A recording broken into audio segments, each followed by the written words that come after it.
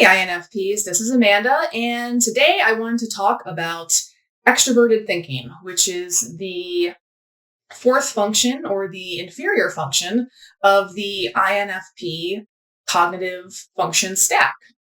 So, just like with my other videos where I've described the INFP function stack functions, I wanted to spend some time just talking about what extroverted thinking is, and then some other time talking about how INFPs experience it. So, extroverted thinking. So the way I tend to think about this that helps me understand it is thinking is about getting from point A to point B in the most efficient way possible, right? So, for instance, like goal setting is a part of extroverted thinking, right? Strong extroverted thinkers, they're good at that traditional goal setting.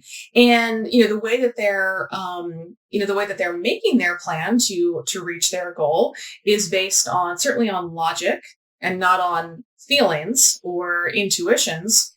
And it's also very efficient. Like they want to move again, based on objective logic in the most efficient way possible to reach the goal, to reach point B. Another thing that extroverted thinking is sort of concerned with is like policies and procedures. The best way to do something, again, based on objective logic. So like really strong extroverted thinkers would tend to be, they like to manage stuff. They would manage, companies or organizations, and they're always looking for ways to like, create systems so that things can be very efficient and goals can be reached and achievements can be achieved, again, with this sort of, I'll call it ruthless efficiency, but it's not really a criticism.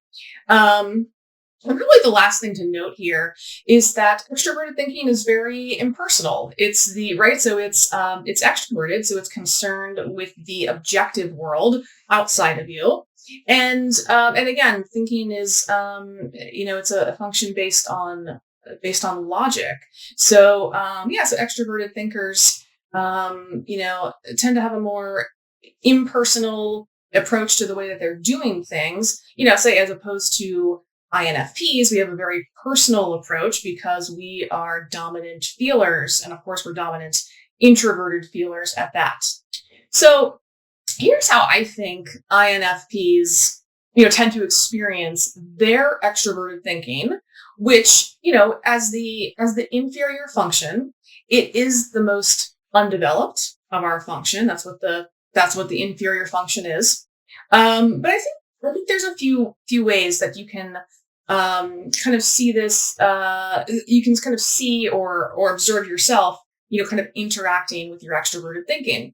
And the first way is that INFPs can have a sort of strange interest in productivity. And I discovered this. So I've had one for quite a while, which I didn't even really realize at first. I didn't quite realize that that's what I was interested in or that's what I was doing. But I also published a book about 4 or 5 years ago called Productivity for INFPs. And I discovered that I was not the only INFP interested in productivity. But it's just kind of funny because characteristically, people tend to, we're noted for our more whimsical, creative,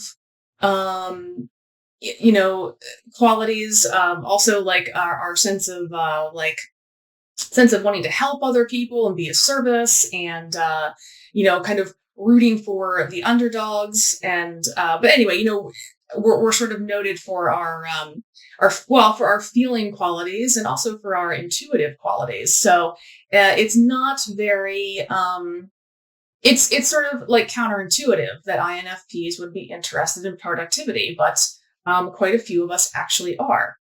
Now, related to this is that we can actually be quite goal-oriented, achievement-focused, and have a strange sort of ambition. Now, all of these things we want to do our own way, so that it is a little bit different, but I always considered myself to have a sort of strange, ambitious streak, which I could never quite reconcile with some of my other qualities. But I think that other INFPs are like this as well. And also too, like with the goal setting, like INFPs, maybe not, all of us, but I would say, I mean, in my observation and in my experience, I would say like there's a good number, like maybe 2/3 of INFPs, this will be my prediction, are goal oriented to some degree. Now, again, we typically want this to be authentic to us. So like for instance, in my goal setting methods, which I've written about or made videos about, it brings in feelings and intuition because that's how I feel the most comfortable going about my goal setting. And also too, I'm drawing upon my strengths in that way. But the fact of the matter remains is that I'm interested in goal setting and I have things that I want to achieve. So I think it's another way that INFPs can sort of show their extroverted thinking function. The last one here is that we can sort of look logical from the outside. And again, given what types of qualities INFPs are typically noted for, this is interesting. This is a little bit odd, but it makes perfect sense when you consider that extroverted thinking is in fact extroverted. And so that's one of our functions that we're showing to the world, right? So we have extroverted intuition, and then we have the extroverted thinking. Those are more observable simply because we direct them outwards. And in contrast, right, our strongest function is introverted feeling, right? So we're dominant feelers, but that's actually much harder to observe simply because it's introverted.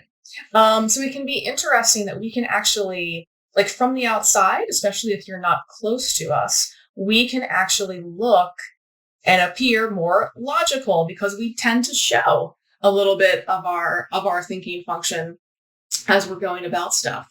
So those are a few ways that I think that INFPs, sort of engage with that extroverted thinking. Again, it is our least developed function, but we do use it, and we are drawn to it in a way because it is in that function stack.